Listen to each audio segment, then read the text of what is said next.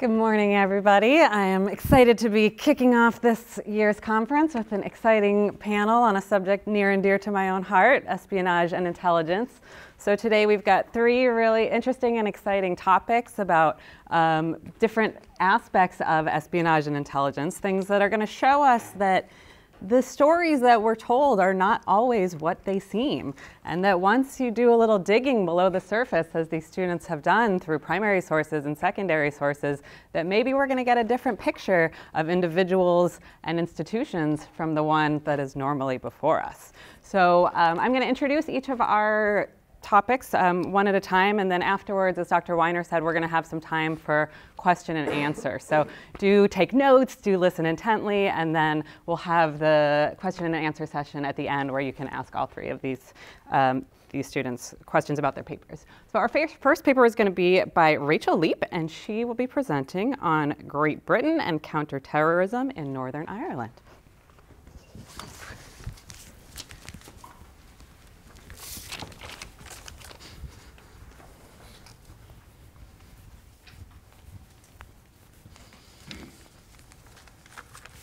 Okay. The troubles in Northern Ireland often conjure up images of car bombs, the IRA, and border control. These all played a role in the violence, of course, but behind the scenes of these more overt acts of brutality was a severe modern espionage campaign. The British military was convinced that these covert counterterrorism tactics would re-establish peace and British control. However, the inappropriate execution of intelligence operations provoked violence, paranoia, and doubts about Britain's legitimacy as a protective force.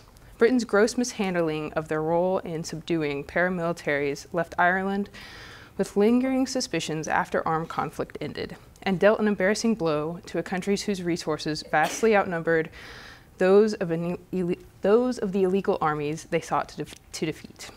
The tensions that led to the Troubles began after Ireland separated from Great Britain in the 1930s and divided Ireland into North Ireland, also known as Ulster.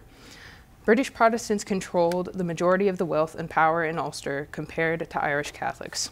Catholics experienced widespread discrimination, and by the 1960s, a civil rights movement was forming. The movement went awry when paramilitary groups like the Irish Republican Army and the B Specials began facing off. After the North Ireland government failed to end these clashes, Britain took control of peacekeeping operation and faced a number of challenges. The British Army was an alien and unwanted group by locals, unfamiliar with the geography of Northern Ireland and scrutinized for any false move they might make. Little information had been collected by the police about who was in the paramilitaries. These disadvantages meant that the British Army would need to collect massive amounts of information to properly identify members of terrorist gangs. British tactics quickly transitioned to espionage to handle a situation more complicated than they had initially planned for. The first of many poor intelligence operations was the use of an internment policy in Ulster beginning in 1971. Internment was the policy of arresting and convicting citizens suspected of being members of paramilitary groups without trial.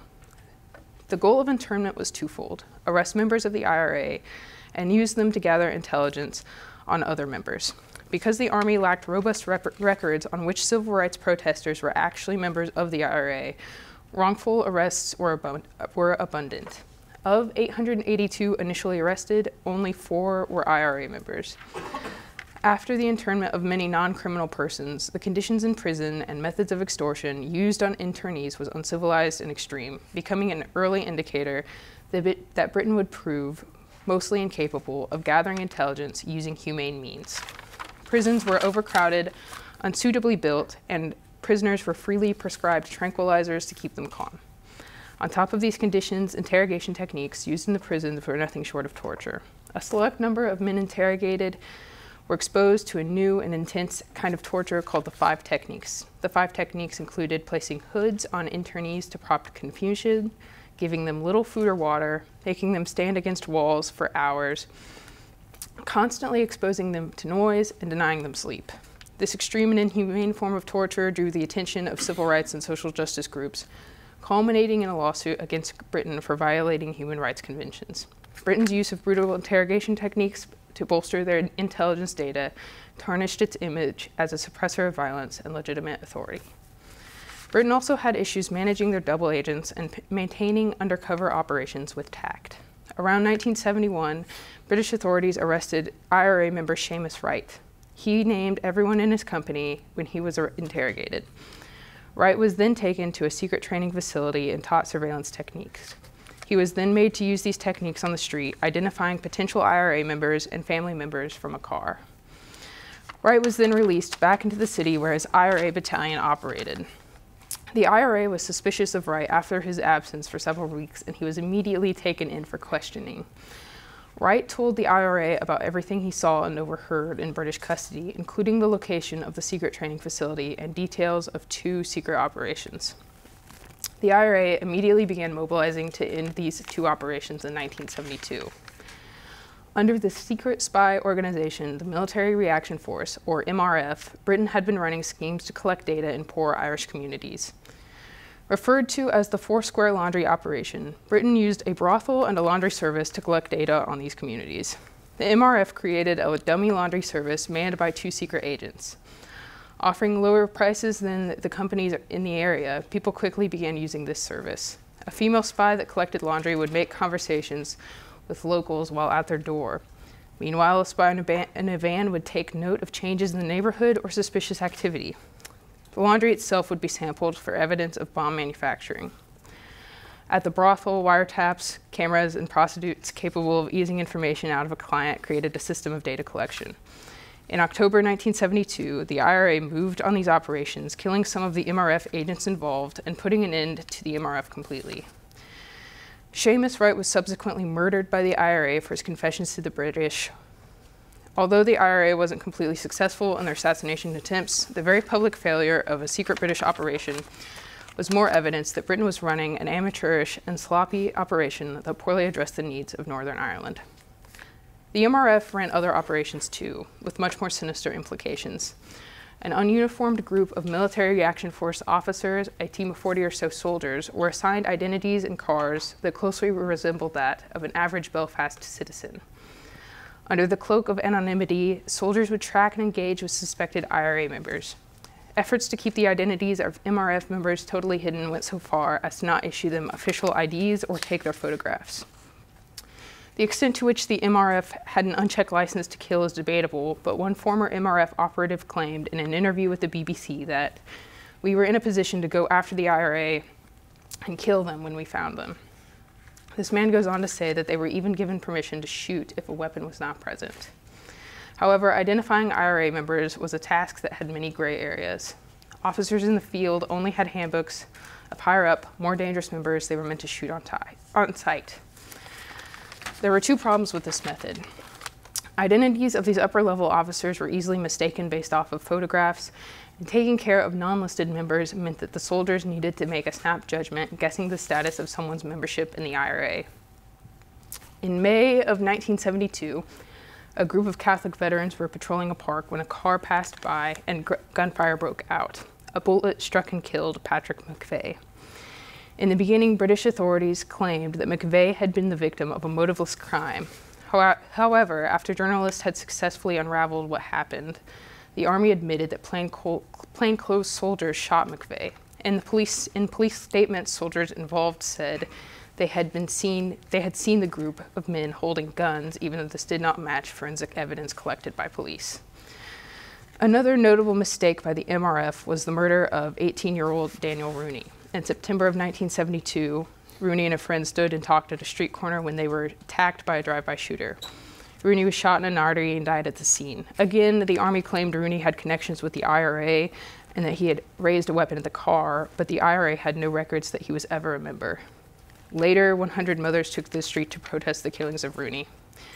These shameless murders at the hands of the MRF were an embarrassment to British spy operations in Ireland, decimating any claims that Britain was acting as a peacekeeping or police force. After the 1970s and the destruction of the MRF by the IRA, there was little controversial British espionage action. However, this did not last long, and controversies began to arise in the late 80s. The first major event that sparked debate about British undercover operations was the murder of Patrick Finucane in 1989. Finucane was a lawyer who frequently took cases representing IRA members. He was murdered in his home by a paramilitary group loyal to Britain. Before his death, Finucane was working on 2 cases against Britain in the European Court of Human Rights. Finucane's death launched an investigation into the loyalist group that killed him, the Ulster Defense Association. After years of investigation, what was revealed following the murder of Finucane was a complicated web of government officials, spies, and paramilitary groups working cooperatively to take down the IRA. British double agents were being used to infiltrate both Republican and Loyalist paramilitaries, with the stated aim being to thwart any attacks. However, reports later emerged that an agent within the UDA, Brian Nelson, was actually colluding with the British government to make assassinations on their behalf. This investigation implied that the British Army had supplied a terrorist organization with intelligence to aid in murdering IRA members. The inquiry and subsequent conclusions regarding Loyalist paramilitaries in Britain was not released until armed fighting had concluded in Ireland, but the underhanded tactics used by British intelligence forces throughout the 80s is still another example of inappropriate counterterrorism techniques used by the British during the Troubles. Britain's responsibility in Ireland during the Troubles was to end sectarian violence. Instead, they supplied one of the very groups they were meant to put down with intelligence in order to kill people they saw as enemies. The British Army's sour and sordid intelligence techniques in Northern Ireland were an expression of the government's trivial concern for the lives and well-being of the Irish in Ulster. Beginning as a campaign for civil rights, the Troubles could have been solved by implementing laws that addressed the concerns of the Ulster Catholic community. Instead, the British government allowed these issues to fester until paramilitary standoffs took over the streets and attempted to solve problems with unsuitable counterterrorism measures. Britain's underhanded espionage tactics are still having an effect on Irish society today, as more double agents are revealed, secret burials are discovered, and civilian deaths investigated. The legacy the Troubles have left behind impedes the healing process in Northern Ireland as remainders of betrayal resurface with continued investigation.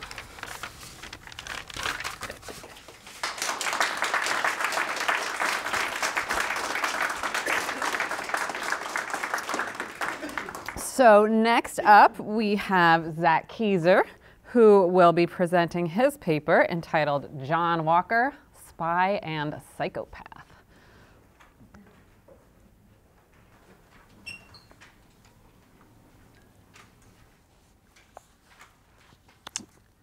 The premise that John Walker spied for money is undeniable. However, to label money as the spy's only motivation misses several major factors that motivated John Walker. Though his main motivation was wealth, John Walker also became and remained a spy because of his psychopathic confidence and desire for adventure. The brief outlines of Walker's spying career are as follows. John Walker possessed a spotless record in the Navy and a career full of rapid advancement until 1968. In this year, Walker and his wife Barbara started a side business, a bar in South Carolina, and its struggles forced John to go into debt. At the time, Walker held the post of Communications Watch Officer for the Naval Submarine Force Atlantic Fleet in Norfolk, Virginia. And through this position, he possessed access to all naval codes.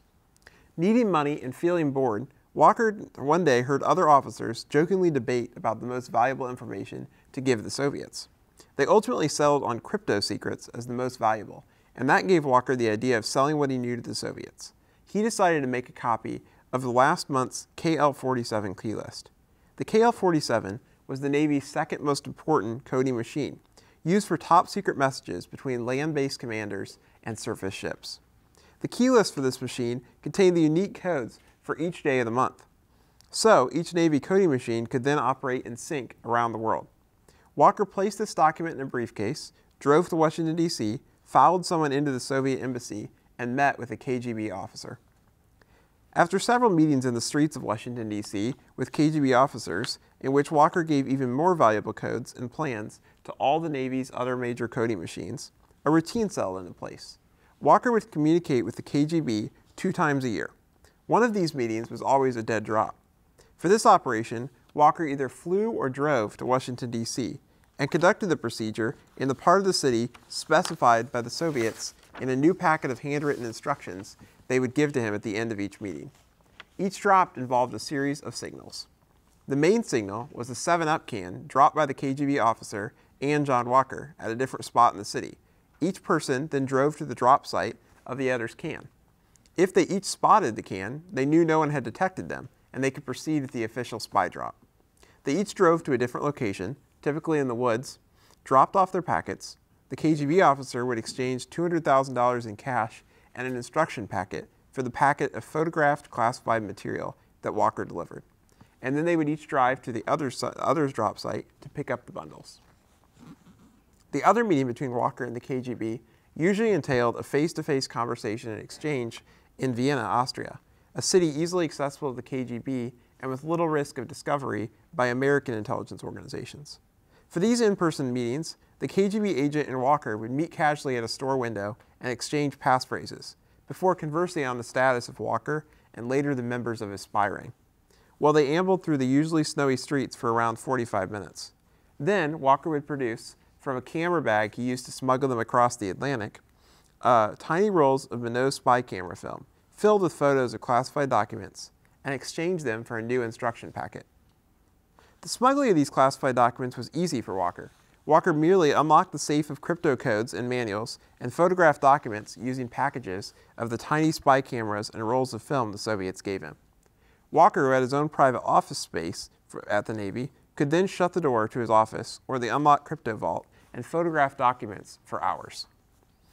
Then he placed the cameras and film in his briefcase and carried them back to his house when he finished. The ease of removing material made Walker later remark, "A Kmart store has better security than the U.S. Navy." As for transporting the material across the country to D.C., Walker's arrogant view of how easy it was to steal documents from the Navy shows his unbelievable confidence, a trait most psychopaths possess. Another important aspect of John Walker's espionage work was his recruitment of others into spying. Walker's first recruit, Jerry Whitworth, was also a member of the Navy, with access, through his position as the petty officer in charge of the cryptographic equipment, to the same level of classified documents as Walker. In September 1974, Walker met with Whitworth and explained the espionage scheme and how his friend could earn money from it. Whitworth delightedly accepted the offer, agreeing to provide the material, with Walker transporting it to the Soviets. With Whitworth collecting documents, Walker retired from the Navy and pursued a civilian career, while still maintaining a major source of income. Walker did not trust Whitworth's commitment to remain in the Navy, however, so eventually, when Walker's son Michael grew old enough, John convinced him to enter the Navy and acquire a communications post on a sub in order to access classified documents and get paid by the KGB for them. Walker's spy career seemed likely to continue indefinitely, but eventually the FBI caught him because of his penchant for relying on intimidating those who knew about his spying, rather than just keeping his work secret. In late 1984, his daughter Laura convinced his ex-wife Barbara that they should both inform the FBI about John's spying and stop living in fear of his anger. The FBI believed their story and followed Walker by foot, car, and plane when he traveled to D.C. When he dropped off his packet, they confiscated it and discovered the incriminating evidence they needed to arrest him, his son Michael, and Jerry Whitworth. In court, John Walker was sentenced to multiple life prison terms, as was Jerry Whitworth. These are the undisputed facts of the John Walker case, but his motivations provide much more room for debate. In order to understand why John Walker spied, it's useful to start with his childhood. John was a witty, aloof rebel who neglected his schoolwork and never stayed with one girlfriend for long. This was completely unlike his studious, popular older brother Arthur. Instead of doing schoolwork, Walker worked from the time he was 12 as a movie usher. During this time, he grew fascinated with the adventures he discovered in the movies and longed to do something daring himself.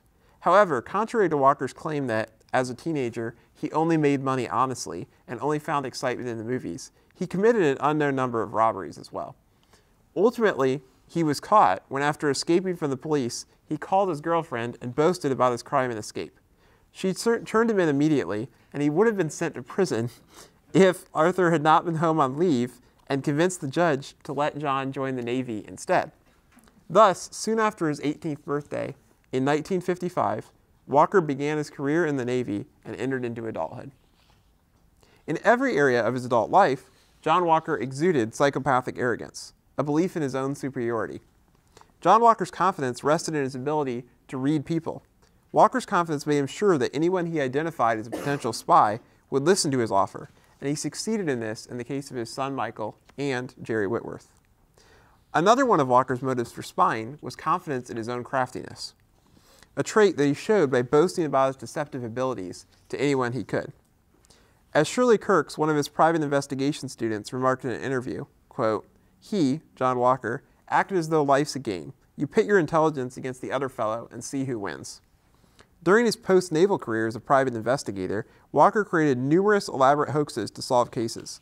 These included staging a fake raffle for a weekend getaway to an Atlanta luxury hotel and installing hidden cameras in the room to try to film a client's husband in the act of committing adultery, banking on the husband bringing his lover along with him.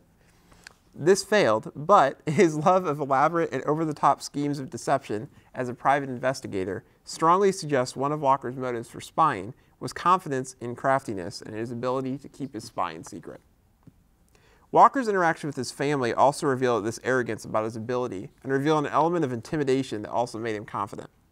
Only a year after he began spying, John Walker's wife Barbara discovered the instructions for the KGB about the next dead drop in Walker's home office. Yet through the trap of money and family ties, he successfully silenced his wife and escaped government detection for 16 more years. John Walker's confidence in his ability to use family connections to keep his wife quiet was well-founded, since he could apply his reading and outwitting techniques to her as well. He knew that Barbara did not want her kids to have an imprisoned father. Therefore, this became the core of his manipulation techniques with her during the numerous instances when she threatened to call the FBI. This worked as Barbara appears to have been planning to keep the secret until her daughter Laura convinced her otherwise, arguing there was no reason they should be loyal to this man and continued to let him ruin their lives. John Walker was so arrogant about his control over not just Barbara, but also his kids, that he tried to recruit them to join him in spying. When he learned his daughter Laura was joining the army, John called her and arranged to meet with her. He then bought her expensive clothes and acted as attentive as possible. Finally, he recruited her to spy for him, offering her $500 to $1,000 a month. Her ultimate rejection infuriated him, but it did not reduce his confidence in his ability to recruit his kids as spies. Through his carefully crafted persona of love and affection, he failed to convince Laura, but he succeeded with the exact same method with his son Michael. In his private investigation business, he utilized Michael as a scout, since his son could pretend to be an innocent kid just chatting with whoever was on the street. This way, his father included him in the private investigation, and it made it only a matter of course that Michael would enter the Navy at his father's request and accept his father's offer of money for documents.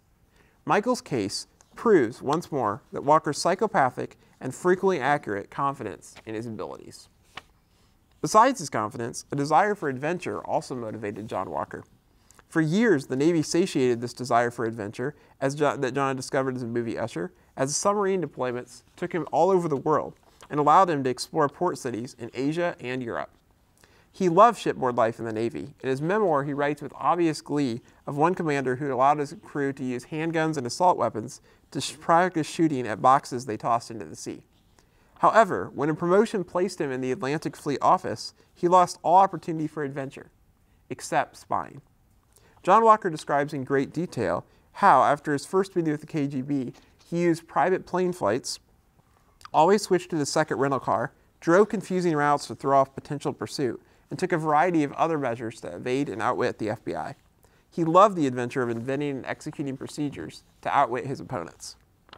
Walker's passion for the adventure of outwitting his opponents found even more expression in his post-naval career as a private investigator. When the FBI searched Walker's properties after his arrest, they discovered, quote, a knife-ejecting walking stick, among other exotic weapons, and thousands of dollars worth of electronic surveillance equipment. No other private investigator used these items to solve cases, so the fact that John Walker possessed this unique and expensive arsenal confirms his love for adventure and his passion for exaggerating the stakes of his investigation to pretend this complex and unique equipment was necessary. Not only that, it once more reveals another psychopathic trait in John Walker, his massive delusions. In conclusion, Robert Hunter, the FBI agent who caught Walker, after stating that money was Walker's motive, immediately remarked, quote, but you know, he's a psychopath. He goes through life, bullying people and with total disregard for morals or right and wrong. Hunter correctly summarizes Walker and his complex motives. Though his desire for money pushed him into spying, Walker's psychopathic arrogance convinced him he could read everyone he met and outwit them by using their desires to manipulate them. Thus, even though his wife discovered his treason early in his spy career, he continued spying because he was confident he could pay off and intimidate her into silence. Finally, his constant confidence made him believe he could recruit his kids into spying, and even when his daughter Laura rejected him, he was confident her loyalty to him would keep her silent. Besides arrogance, his desire for adventure, as evidenced by his love of the Navy, his invention of complex schemes for evading detection as a spy, and his love of unique weapons as a private investigator provide another motive for his spying. So, although one of John Walker's motives was money, his psychopathic confidence and desire for adventure played a huge role in his decision to spy for 16 years at the cost of his family, friends, and country.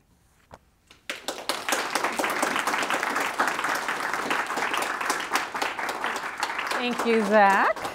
All right, well, our final paper on the topic of espionage is going to be given by Hunter Phillips, who will be talking about George Washington, America's first spy master.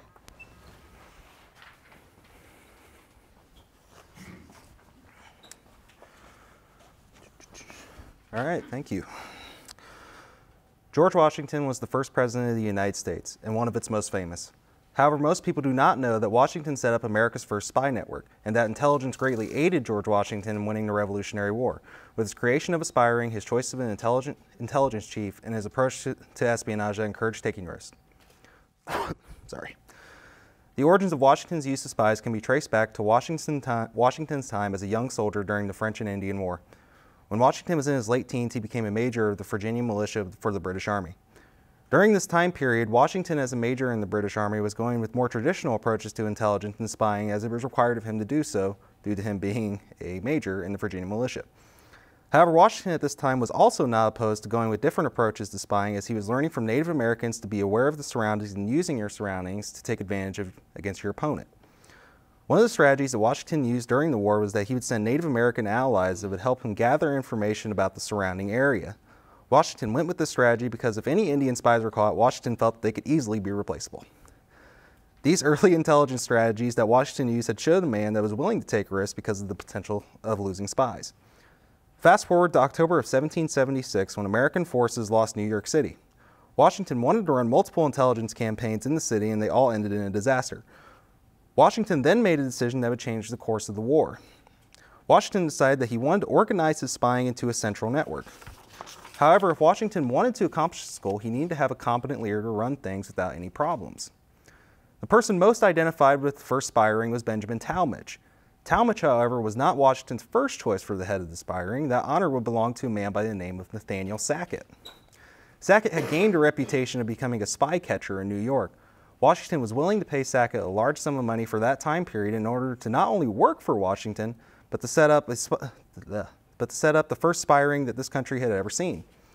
Washington offered Sackett $50 to personally work for him as a spy, with a bonus to set up a spy ring. Sackett accepted the offer that Washington proposed and went to work for him.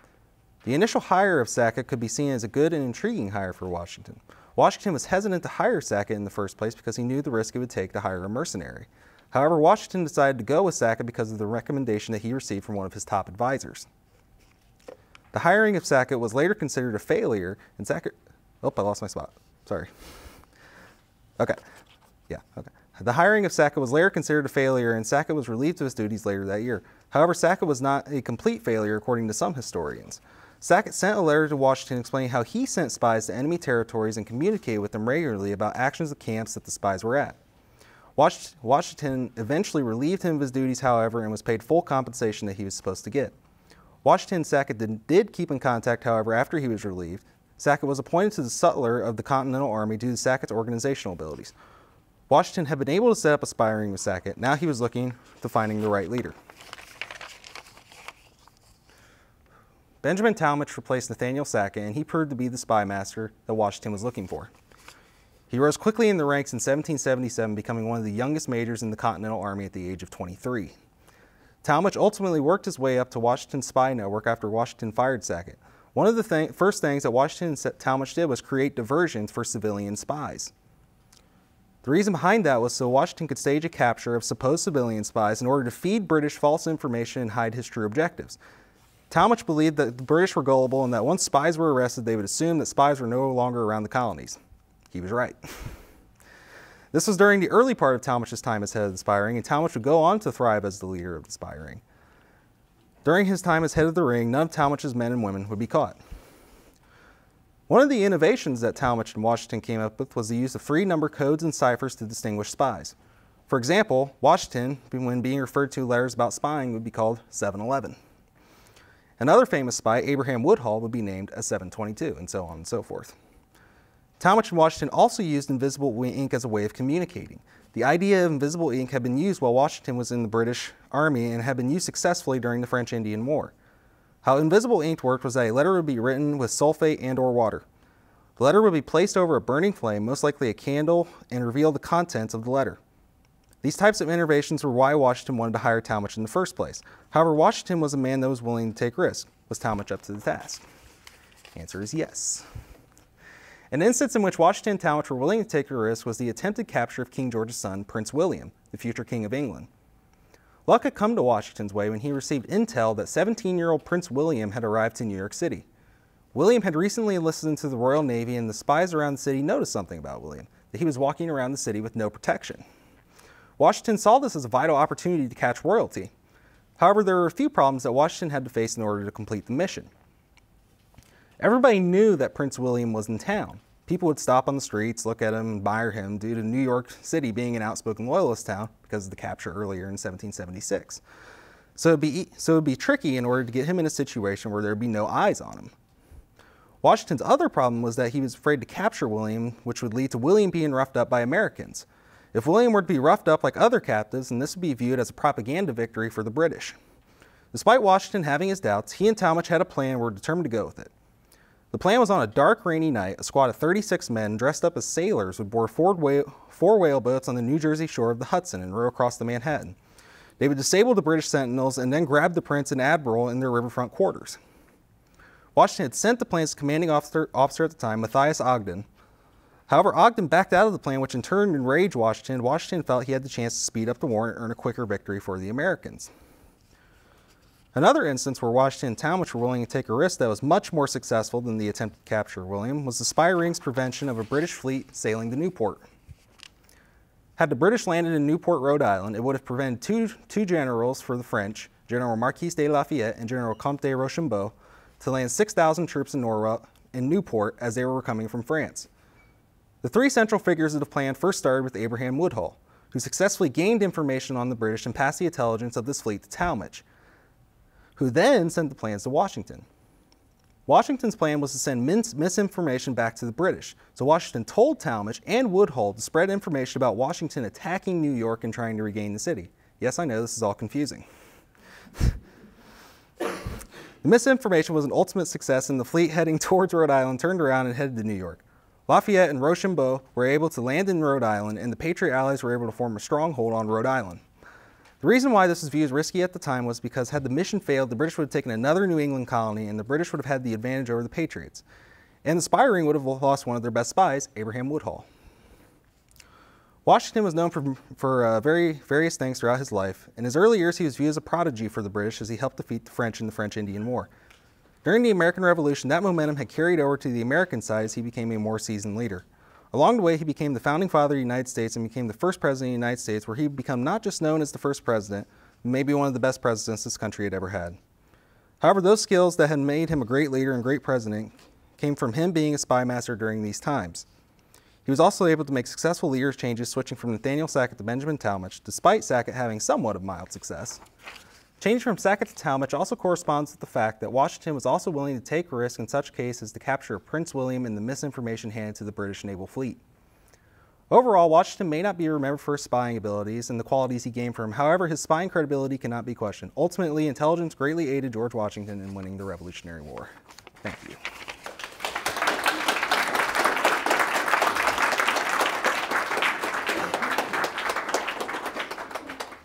All right, well, thank you 3 for those really interesting papers. I'm guessing that there's a question or 2 among the audience. So I'm going to turn it over to my handy Vanna White with her microphone, Dr. Lipschitz.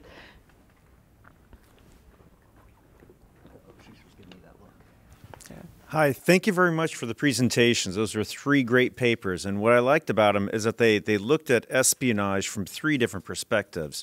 You have one perspective, North Ireland, late 20th century, and it's the espionage that basically poisons the well. I mean, how are these people ever going to come back together with all the double agents? And then you have espionage as the Soviets trying to get something, and it takes a psychopath as this weak link. And then you have espionage being great. I mean, here you have the father of our country being a spy master. I'm curious, in your 3 different research, did you come to opinions as to espionage good, espionage bad? And if so, what were your touchstones on that? Like what were the defining factors and whether you appreciated espionage or thought that it was a miscarriage of some sort? I guess we can probably start with Rachel. I guess most of my conclusions were that espionage was pretty bad, but I think it was kind of the nature of what I was writing about in the sense that Britain used the tactics they used in Ireland in many of their colonies that had nationalist uprisings. So this was this country with huge amounts of resources to handle problems through lawmaking, through, arrests after investigations, and instead they used these just like shoddy techniques that ended up getting a lot of people killed and leaving the local people in kind of an unstable position. So espionage in that sense, I think, is definitely more harmful than it is beneficial. Well, I feel like with my paper, I feel like mine's kind of the opposite. Had the news not gotten out to the British naval fleet, then they would have landed in Rhode Island, and then Lafayette would have landed in Rhode Island, Rochambeau, and then that just would have been a complete disaster of multiple lives lost and hundreds of lives lost. So I feel like with my research, I came to the conclusion that it was more of it's kind of a mixed bag, I guess, because there were some incredible successes, but there were also some incredible failures. So I guess it's just kind of my view of it. So as far as espionage for me, I would say, I don't know if I think this just kind of showed me how it's hard for people to betray their country. And so it often takes somebody who has a lot of other things going on in their life and a lot of other motivations for them to actually do espionage. So it was just kind of a fascinating look at, there's always accusations of spies and stuff, but really, you have to really identify the right person in order to get that weak link and get a spy. So that's kind of what I saw.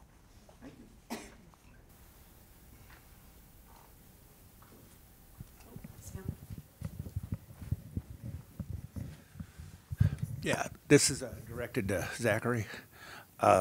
Being a naval veteran myself, it's kind of interesting during this time period. Do you recall what the rate and the ranking of John Walker was? What his position was in the Navy? I guess all I have down is that he was a communications watch officer. That's all. Okay, I know. he was a watch officer? Yes. Okay, Yep. yeah. So was I. That's interesting.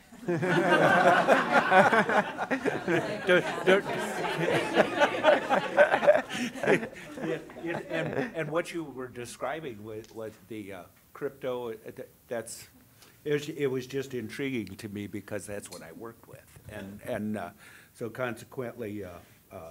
It's interesting because if you're a watch officer, that doesn't mean you're actually a commissioned officer. I was an NCO, but I was considered a watch officer. So it's just I was intrigued. I'll have to look him up, or you please do see what his actually rank was to have as much access as he did, because access was pretty much closed to what you could actually see. So it's just interesting how he worked that. And you're right. The psychopathic thing has to be, because it just what you said just shows that aggressive, what we call type A personality right. Now. Yeah. Okay. Well, thank you very much. It sounds like maybe somebody can do a project on you for next year's for next year's conference. My question's for Zach. You mentioned that Walker and one of his accomplices got multiple life sentences. I was just curious what happened to the son. Yes, that's a really good point. What happened is Walker actually made a plea deal that he would tell the FBI how he did everything if they gave his son less than life sentence. So they gave his son 20 years, and his son actually got out. But I mean, his son had only spied for like 2 or 3 years. So I think they felt like, I mean, I think the Navy was mad. They wanted his son to be in prison for life. But I think they felt like in order to find out how he did it so we can stop that from happening again, we kind of have to give him what he wants. So.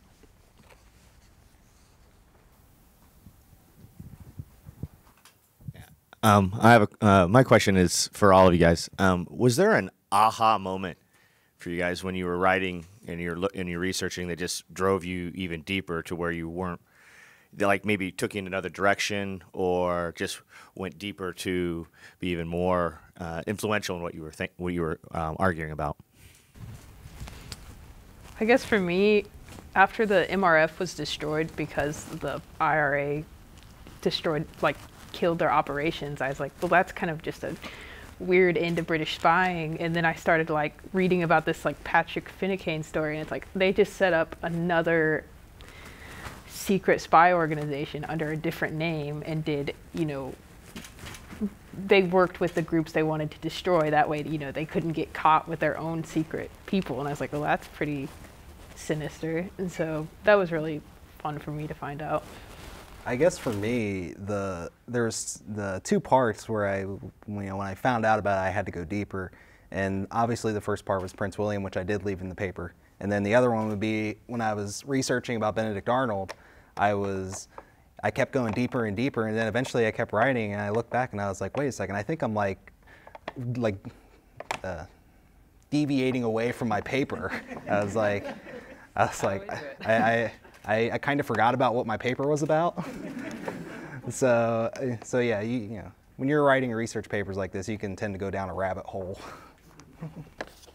So I'd say the big moment for me was I actually started my research by reading John Walker's memoir. And obviously when you're reading a memoir, you're inclined to kind of want to follow what they're saying. And then I read like the story where it was the main interviewer of him and his family. And I was like, this guy is a complete liar. He's a horrible person. He's excusing everything he did with it's somebody else's fault. And so that kind of really blew it open there. I was like, I really want to see what this guy's psychology is like, what's going on here. So.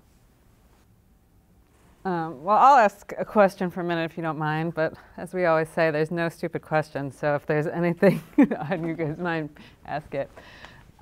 So one of the challenges I've faced in my own research on topics of espionage and intelligence is how do you know the history of something that was meant to be secret? So I guess I'm curious in the research that you guys did, both in terms of your primary sources and your secondary sources, in finding out how we know this stuff. How is Washington's spy network now something that we all know? Why did Washington not keep that secret? Each of these cases, when and how did this secret information surface? Was it because somebody messed up or somebody else dug out something later, or memoirs? So how did that secret information make its way to us? Well, with mine, it was more of a, of course, all of the letters that were written to Washington were essentially used in invisible ink.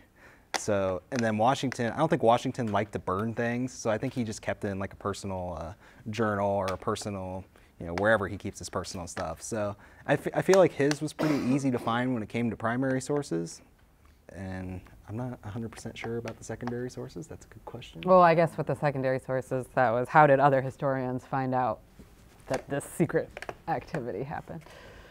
That's a good question.